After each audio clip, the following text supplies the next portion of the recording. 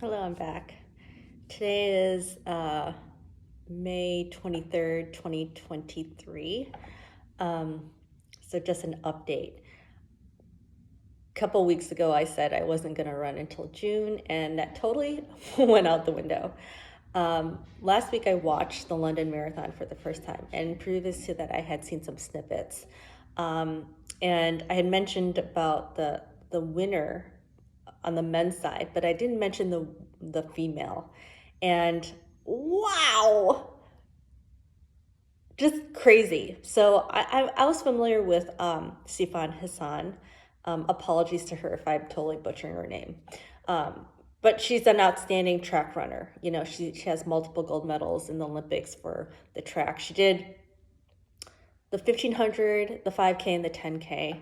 And she got two golds and a bronze. And nobody has ever done that, like ever, you know, do those three distances and medal. And she did that. I mean, it's crazy because she had to qualify for each race in the Olympics and then win or get a medal. And it's really hard. She's also like the world record holder for the mile. It's like a 4:12, insane. And she actually, in the qualifying round for the 1500, she freaking fell and then won. I mean, crazy, right? So in the London Marathon, she was dealing with hip pain, and this is her first ever marathon. And she stopped twice to stretch, and she won. She won the race in 2:18:33, which is like, 20 years ago, that would have been, or maybe 21 years ago, that would have broken the world record. So I was so inspired, and I wound up like running like that day because I couldn't help myself. I was so excited. And she had hip pain. So that was what I've been dealing with since August. And actually in the last few days, it's not felt bad. I did run yesterday 3.5 miles, and last week I had run 3 miles a few times. But it was crazy because she was actually like I should say, when she stopped to stretch, it was like for a second, but she still had to come to a complete stop. And then she would like just like go like, one time it was just doing this, and then she would run. And then another time she just did this like pigeon pose type thing, and then she kept running. And she eventually like caught up to the lead pack, and then it was like this wild sprint at the end. I mean, it was like she was only racing the 200. I mean, she was so fast, and it was just such a beautiful thing to behold. And later she was saying how she cried before the race because she thought she was really stupid for even trying. And she had observed Ramadan. So she was like, that ended only a few days before the race. So Ramadan ended on Thursday before the race, and the race was Sunday. And so for a month, she hadn't eaten or drunk anything during daylight hours for, that whole month. And she was doing that while training for her first marathon. I mean, who does that?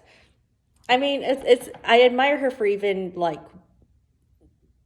deciding to do that. I mean, that I don't know why she would choose to train during Ramadan. Like, why wouldn't she just choose a different marathon? But I think she just really wanted to do London.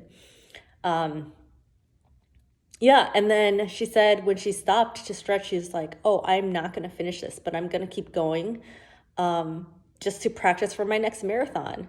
And then, to her surprise, she caught up to the lead pack. She's like, "Oh, they slowed down a lot," and she was like going like low 5-minute pace. Like, that's slow for her. That's just, I don't know. I can't, no words.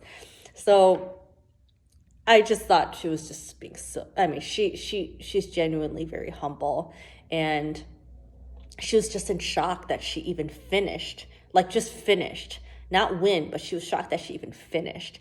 And after the race, she like, I just love how she broke the tape. She was like, I mean, it was just so cute.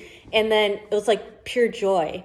And oh, also after the race, somebody asked her, at what point did you know that you won the race?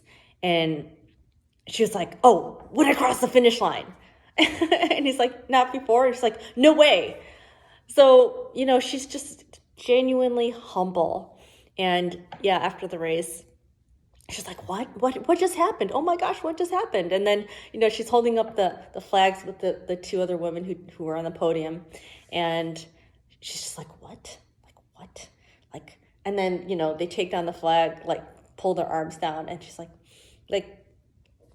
I don't understand what happened, And I mean, that's just so crazy. It's just, I don't know. Nothing seems normal about what happened, but it did happen. She made every mistake in the book. With a mile ago, she didn't realize that the drinks tables were on the other side of the road. She darted across, like straight horizontally, and got almost hit by like a motorcycle, like one of those lead like motorcycles that go with the lead pack.